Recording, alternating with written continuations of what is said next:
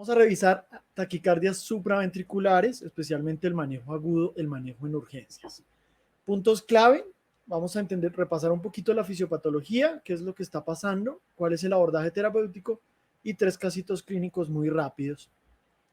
La definición de taquicardias supraventriculares está relacionada con una frecuencia cardíaca mayor a 100 latidos por minuto y en cuyo mecanismo de etiología de la arritmia se involucra el tejido que está por encima de las de His precisamente.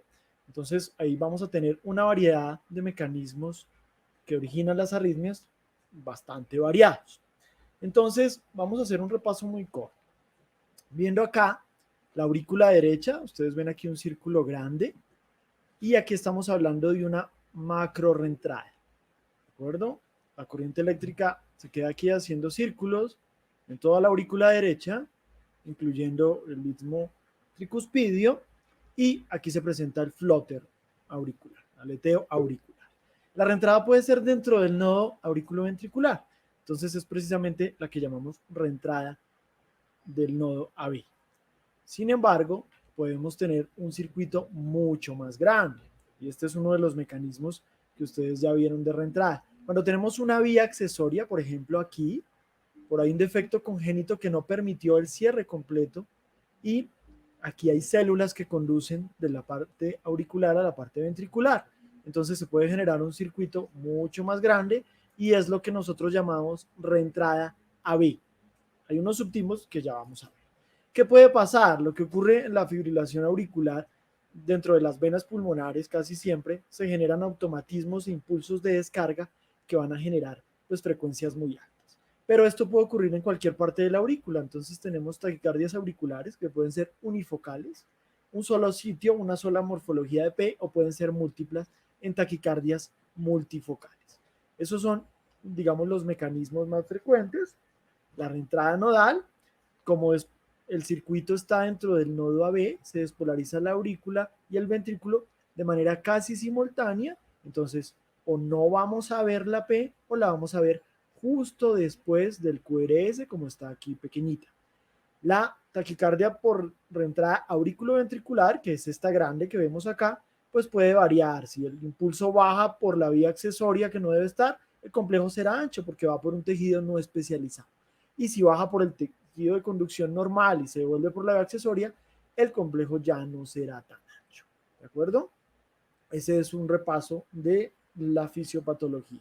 Entonces, esto es lo que pasa en la reentrada del nodo auriculoventricular. Entonces, tenemos una vía lenta y una vía rápida.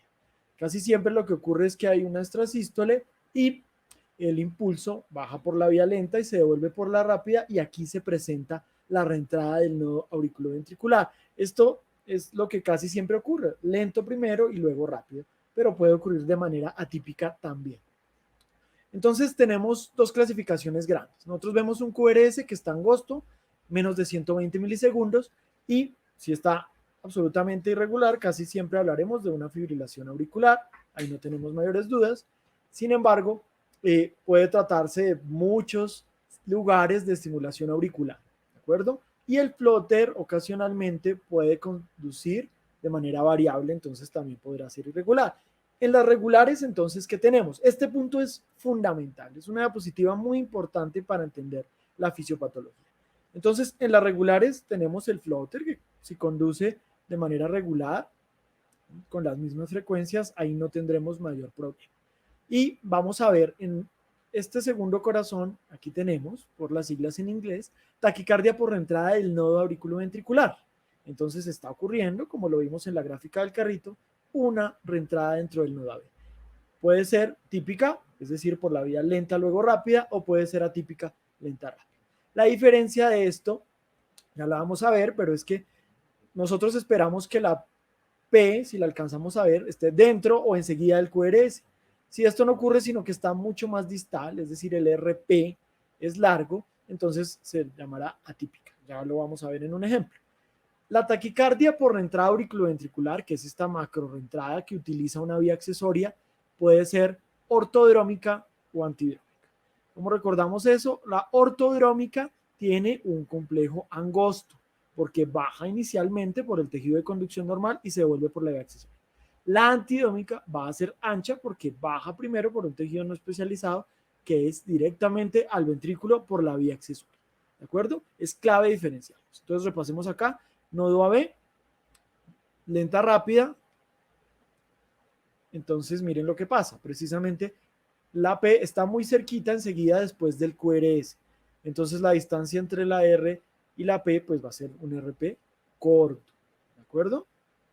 Diferente, si es atípica, entonces la P se nos desplaza mucho más allá del QRS y pues ahí tenemos un RP diferente. Entre la R y la P va a ser largo, diferente a lo que teníamos atrás. Y en las taquicardias por reentrada auriculoventricular, entonces pasa algo similar. Entonces, como dijimos, si desciende el impulso por la vía normal, va a ser angosto y si lo hace por la vía accesoria va a ser ancho. Ese era el repaso de fisiopatología para que lo recordemos.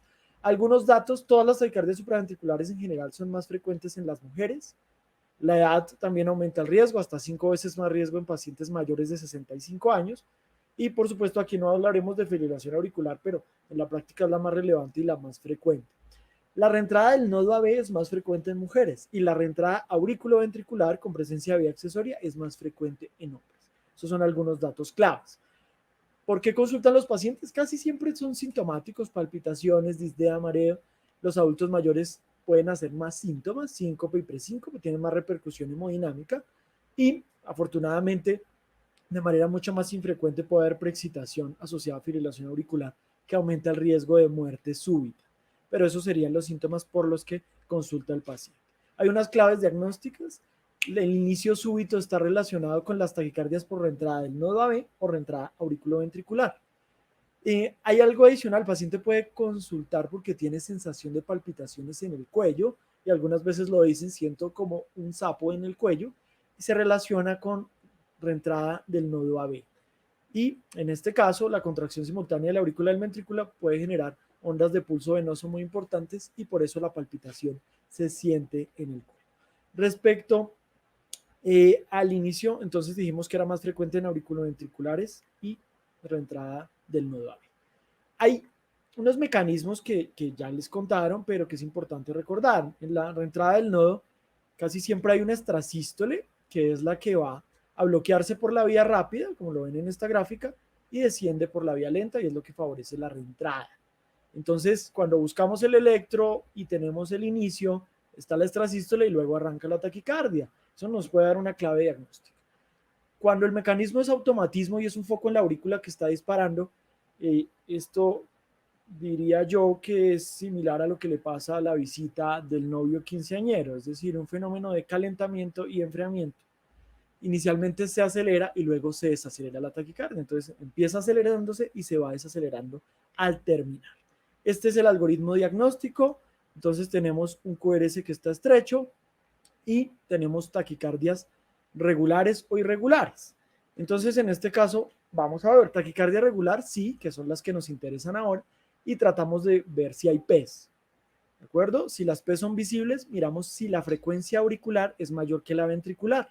Si es así, lo más probable es que se trate de un flóter auricular, aunque pudiera ser una taquicardia auricular. Lastimosamente, la taquicardia auricular es un comodín que puede estar en la mayoría de los escenarios de este algoritmo. Si la frecuencia auricular no es mayor que la ventricular, entonces miramos el RP y ya lo vimos en las gráficas. RP muy corticos, nodal, si es mayor de 70 milisegundos, pero sigue siendo menor que el PR, probablemente es una reentrada auriculoventricular, y si es más largo el RP que el PR, probablemente se trate de una reentrada nodal, pero atípica, rápida, lenta. Esa es la idea grande. Entonces, para clínicos a solicitar, nada extraordinario. Vamos a ver el electro de 12 derivaciones, ecocardiograma transtorácico. Incluir la función tiroidea dentro de la química sanguínea es algo que hay que recordar. Otras pruebas las vamos a hacer de acuerdo al escenario, pero en principio la taquicardia supraventricular no expresa la presencia de isquemia, diferentes a las ventriculares. El resumen del tratamiento es este algoritmo que ustedes ya tienen en la cabeza. El paciente está inestable, lo cardiovertimos. Si no está inestable y es una taquicardia de complejo angosto, que creemos que es supraventricular, entonces iniciamos con maniobras vagales, si no, adenosina y si no, para nuestro caso, beta bloqueadores. Ese es el orden general grande, pero vamos a ver algunas consideraciones. Hemos tenido publicaciones que analizan la respuesta a la adenosina. Sin embargo, esta respuesta no es siempre fácil de interpretar. En algunos casos, por supuesto, si termina súbitamente la arritmia, pues estaremos bloqueando algunos de los sitios que generan reentrada y por eso la arritmia termina súbitamente. En algunas ocasiones puede que no tengamos ningún efecto o simplemente bajamos la frecuencia y alcanzamos a ver de qué se trata o vemos ondas F de un flutter o una taquicardia auricular en algún foco específico, pero no siempre es fácil. Respecto a las maniobras vagales, recordar que casi siempre hacemos masaje del seno carotidio o maniobra de Valsalva y lo que queremos es estimular ese nervio vago. La efectividad varía entre el 20 al 50%. Esto es importante, la maniobra del masaje del seno es suave y dura solo 5 segundos, entonces es importante porque algunas veces vemos a los colegas haciendo mucha presión y durante mucho tiempo y eso puede causar lesiones o desprender placas de ateroma en pacientes adultos mayores.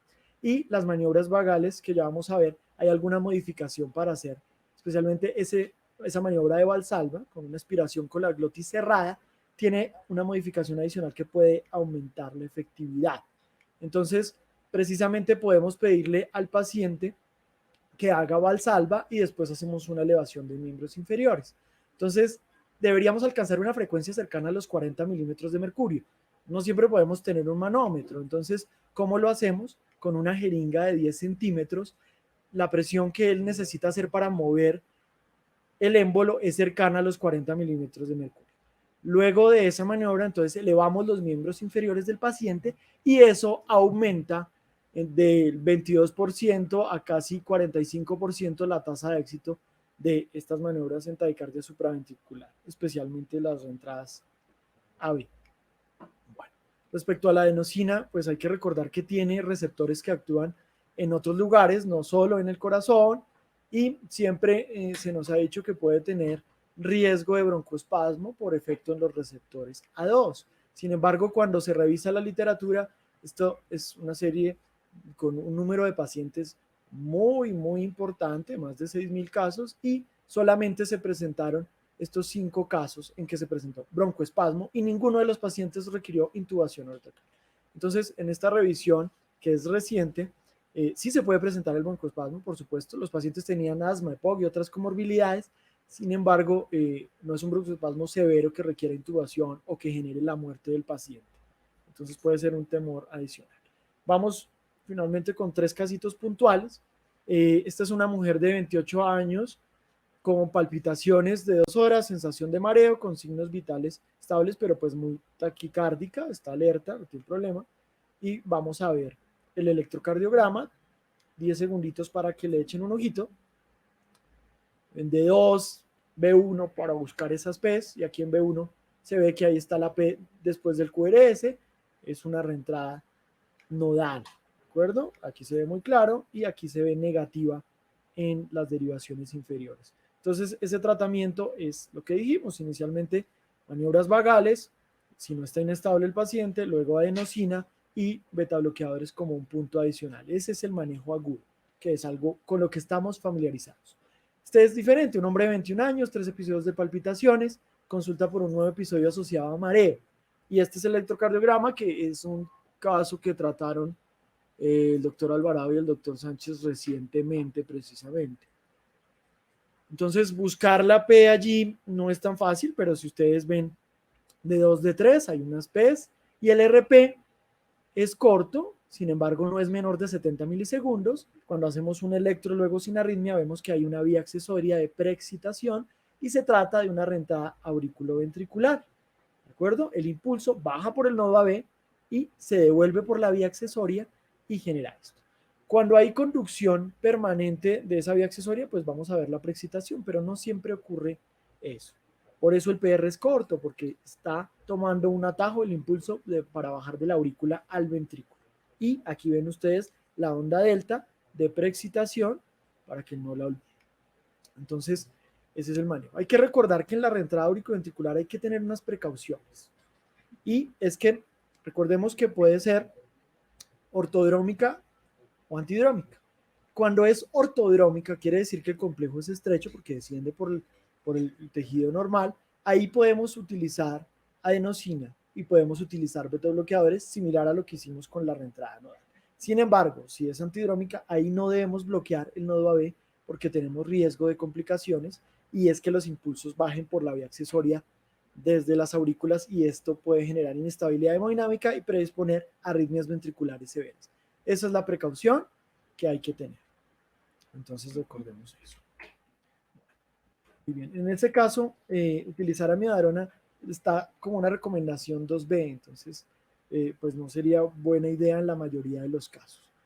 Y aquí tenemos un señor de 70 años epocoso, que es el último caso clínico, viene con tos, fiebre, palpitaciones de 2 horas, los signos vitales relativamente estables, pero muy taquicárdico y sibilando. Entonces vemos este electro, mírenlo durante 10 segunditos. ¿Y qué vamos a ver acá? Tenemos complejo estrecho, tenemos taquicardia y tenemos PES de 3 morfologías diferentes por lo menos, lo que nos dice que se trata de una taquicardia auricular multifocal. Hay varios focos en las aurículas que están disparando y no es solamente el nodo sinusal. Esto ocurre en este escenario frecuente, pacientes que tienen EPOC, hipertensión pulmonar, enfermedad coronaria, valvulopatías, hipomagnesemia, se puede inducir por teofilina. Entonces, ¿cuál es el tratamiento en esta taquicardia auricular multifocal o TAM? Tratar la condición de base. Entonces, en este paciente, manejar el broncoespasmo, esteroide, oxígeno, etcétera. ¿De acuerdo? Y de los medicamentos son los beta bloqueadores, el tratamiento de elección en este caso. Pero siempre tratar la causa. Muy bien. Cuando hay taquicardia auricular unifocal, es decir, hay un solo punto en las aurículas que está descargando. Entonces repasamos el algoritmo. Lógicamente que si está inestable lo cardiovertimos y si no podemos utilizar adenosina. En nuestro escenario, si no funciona la adenosina, tenemos los beta bloqueadores o amiodarona en un tercer escalón. Ese sería el escenario en una taquicardia auricular unifocal. Fíjense que hay que diferenciarla de la multifocal. Muy bien. Ese sería el manejo agudo. Y este es el último electro que les voy a mostrar. Tómense otros 10 segunditos. Y dejé el no amiodarona porque es un mensaje que no quisiera que olvidaran, ¿no? Para las personas que no lo tienen claro. Tenemos una taquicardia en que el complejo es ancho. Sin embargo, el ritmo es completamente irregular. Entonces estamos en un escenario bastante difícil de manejar porque podemos cometer algunos errores que pueden llevar a desenlaces graves en el paciente. Y se trata de una fibrilación auricular acompañada de una vía accesoria con preexcitación. Entonces tenemos impulsos que se originan arriba en las venas pulmonares y están bajando por una vía accesoria, por eso el complejo es ancho. Si no estos, como son tantos impulsos, algunos bajan por el nodo AB y algunos bajan por la vía accesoria. Si bloqueamos el nodo AB, adenosina, beta bloqueadores, por ejemplo, todos los impulsos van a bajar por la vía accesoria y el paciente puede entrar en taquicardia fibrilación ventricular. Entonces, esa es la precaución que tenemos. Fíjense que en todas las anteriores que dijimos, la nodal no hay mayor problema porque utilizamos lo mismo. Maniobras vagales, adenosina, etc. Sin embargo, en la reentrada auriculoventricular, vamos a ver si ese estrecho o es ancho. Si es ancho, ahí tenemos precauciones. De lo contrario, el algoritmo es igual. Y aquí, esto es preexcitación con fibrilación auricular, sería el escenario más difícil. ¿Y cuál sería la recomendación? Digamos esto que es la guía internacional. Si está inestable, cardiovertimos. Si no, hay algunos medicamentos como procadinamida endovenosa que no tenemos disponibles, utilide. Entonces, en nuestro escenario y por consenso, el manejo sería cardioversión eléctrica con un umbral muy bajito realmente, pero no administramos amiodarona en este caso porque también tenemos un riesgo importante y la recomendación es clase 3 de esa guía. Entonces es algo importante para recordar. Estas son las dosis que ustedes conocen de los medicamentos.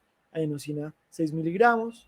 Importante la administración adecuada de la adenosina, la elevación del miembro superior y 220 cc de solución salina y una segunda dosis de 12 miligramos.